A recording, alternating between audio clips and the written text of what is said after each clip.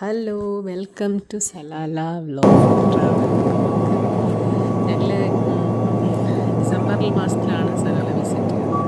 ശരിക്കും ഇവിടെ വന്നപ്പോൾ ഓഫ് സീസണാണ്. ഓൺ സീസൺ വന്നിട്ട് ജൂലൈ ഓഗസ്റ്റ് ഖരീഫ് സീസൺ അപ്പോഴാണ് ഇവിടെ നടക്കുന്നത് പെയ്യാൻ.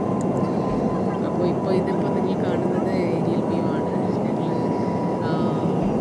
ഷാർജയിൽ നിന്ന് എയർ അറേബ്യയിൽ സലാലയിൽ വരുന്നത് ലാൻഡിങ് സമയത്തുള്ള ഏരിയൽ വ്യൂ ബ്യൂട്ടിഫുള്ളായിരുന്നു. അതായത് ക്ലൗഡ്സിൻ്റെ ഇടയിലൂടെ നമ്മൾ കാണുക എന്നുള്ളത് ഒരു എന്താ പറയുക നല്ലൊരു സുന്ദരമായ കാഴ്ചയായിരുന്നു. അങ്ങനെ സലാല എയർപോർട്ടിലെത്തി.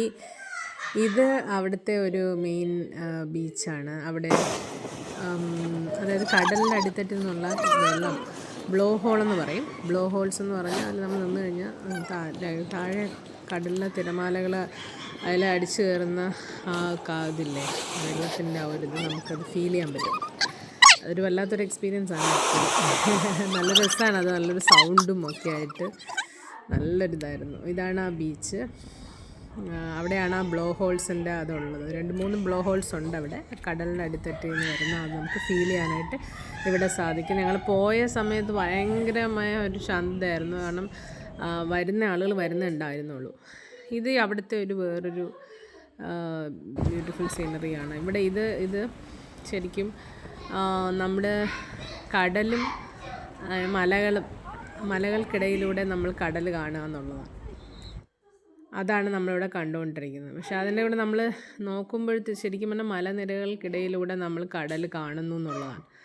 അതൊരു കുറച്ച് സ്ലോപ്പിംഗ് ഏരിയ ഉണ്ട് അതിനകത്ത്. അതിൻ്റെ ഇടയിലൂടെ നമ്മൾ ചെറിയൊരു ഹോള് പോലെയാണ് ഞാൻ കാണിക്കുന്നതാണ്. അത് നമുക്ക് അങ്ങറ്റം വരെ വിസിബിളാണ്. പക്ഷെ പോകുന്നെങ്കിൽ പോകാം. പക്ഷെ നമ്മൾ നടന്ന് നീങ്ങാനായിട്ട് കുറച്ച് കുനിഞ്ഞിറങ്ങേണ്ടി വരും. അങ്ങനെ അതൊരു ബ്യൂട്ടിഫുള്ളായിട്ടുള്ളൊരു പ്ലേസ് ആയിരുന്നു. കുട്ടികൾ നന്നായിട്ട് എൻജോയ് ചെയ്തു. പിന്നെ നല്ല ഭംഗിയുള്ളൊരു സ്ഥലമായിരുന്നു അത്. അപ്പോൾ അതാണ് ആ സ്ഥലം. ഇതും അവിടെ നിന്ന് ഞങ്ങളെടുത്ത കുറച്ച് പിക്ചേഴ്സാണ്. ഇതാണ് ആ വ്യൂ ഞാൻ പറഞ്ഞല്ലേ, മലകൾക്കിടയിലൂടെ കടൽ കാണാൻ പറ്റുന്ന വ്യൂ. ഇത് വേറൊരു സ്പോട്ടാണ്. അവിടെ ഇതുപോലെ എന്താ പറയുക കടൽ തന്നെയാണ്. കടലും പർവ്വതങ്ങളും സുന്ദരമായ കാഴ്ചയായിരുന്നു. ഭയങ്കര കാറ്റ് സമയമായിരുന്നു. കാരണം ദുബായിലൊക്കെ മഴ പെയ്ത സമയത്ത് ഒമാനിലും മഴ പെയ്തിരുന്നു. അപ്പോൾ അവിടെ നല്ല കാറ്റും ഒക്കെ ആയിരുന്നു. ഇത് ഞങ്ങൾ ഒരു സ്ഥലത്തോട്ട് പോയപ്പോൾ കണ്ട ഒരു കാഴ്ചയാണ്. ഒരുപാട്